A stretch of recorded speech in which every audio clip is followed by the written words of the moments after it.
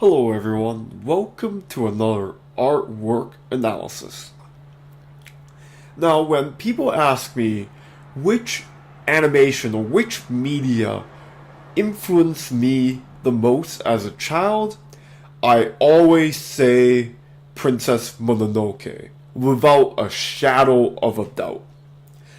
That Ghibli movie, when I first watched it, it blew my mind. Even though I was younger than I should be to watch something with a lot of blood going on, my family thought it was a Ghibli movie, and it was meant for kids, but this was definitely the more mature movie. But that's not a bad thing.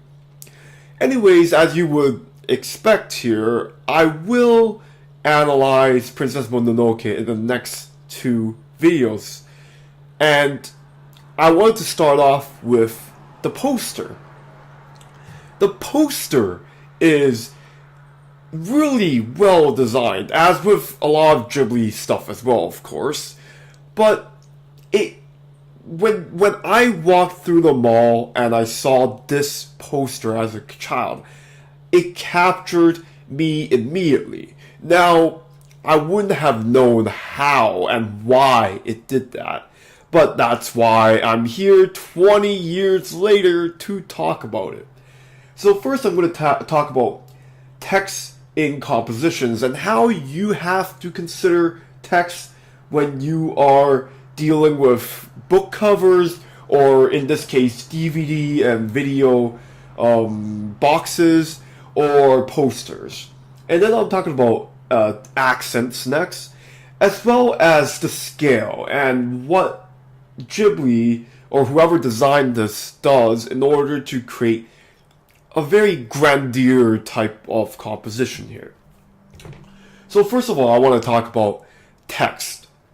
Now, a huge mistake that a lot of people do when they're starting out is they don't really consider the balance of the text in a composition.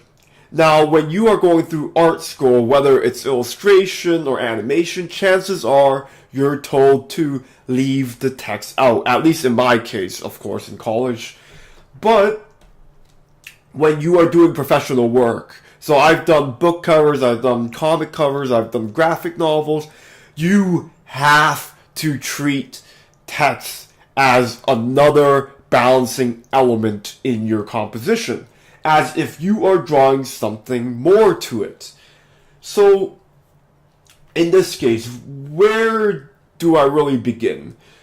Let's talk about the title of the poster. Of course, the movie is Princess Mononoke. This is in Japanese, of course. I wanted to do the original version of it. So it's on the bottom right. So we have to go back to the Quadrant Theory. The idea where I talked about this in the previous video. You want to spread around your main colors in order to make sure that you don't have wasted space. So in this case, you notice that the reds in this piece are on her face over here, and the mask here. Of course, if we were to omit the text here, let's just cover it up like that. This looks a bit awkward, but you notice that the red text kind of brought balance towards the other parts that it contained red. So in this case, the red is perfect here because it was needed in order to balance off the top left and the bottom left quadrants. This is something they had to consider. Now, I don't know if they drew the illustration first or if they composed the thumbnails with the text. But this is absolutely pivotal. You cannot have this type of poster without consideration of how you're going to deal with the main title, because the main title most likely is going to catch the most attention in this case, it definitely is. You want people, when they're walking around the movie theater, to catch their eyes onto the title and to the poster.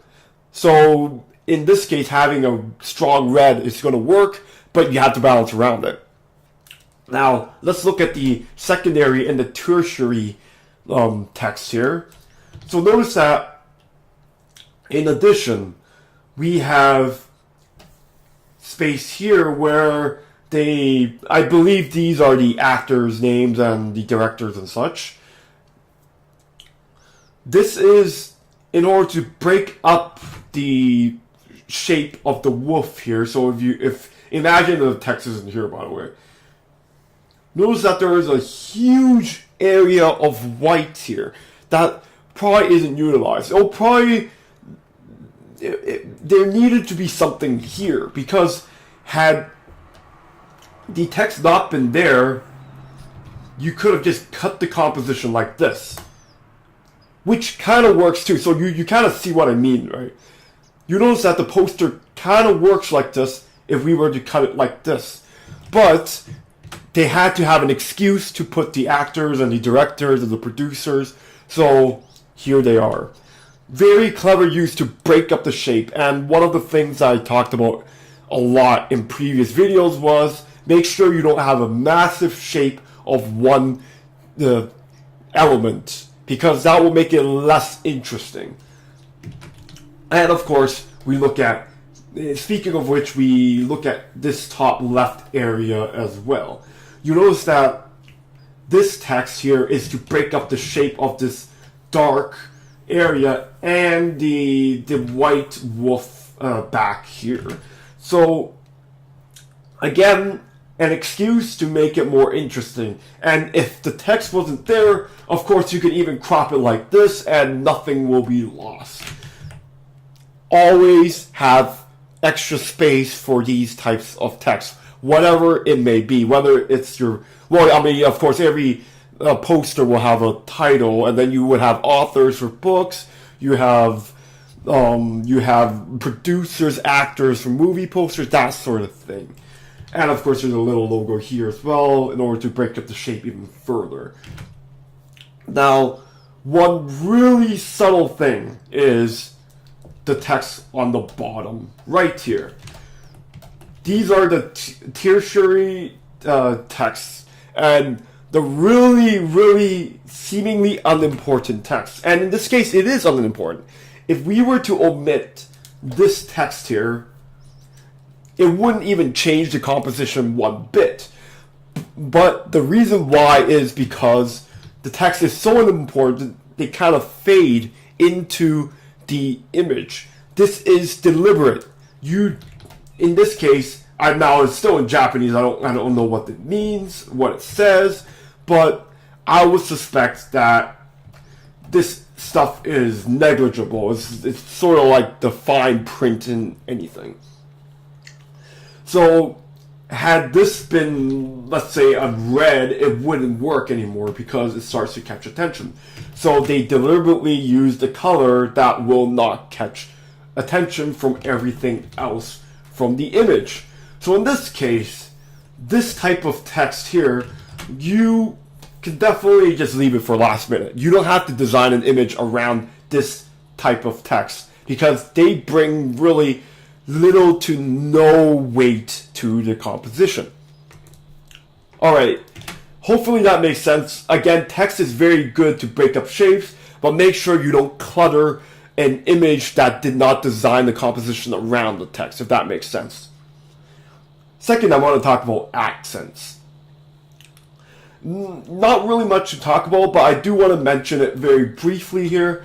The accent color here is the red. So you will have to consider, okay, which color is standing out the most and which is the most likely for the viewers to sit upon. So in this case, because the main title is red, and the red is the sharpest, most saturated, and the least abundant color in this piece, you want the red to be the accent here. And of course, they deliberately designed this so that you will look at the story element, which is the blood on song, yeah, so on her and her mask as well, and then which are important story elements.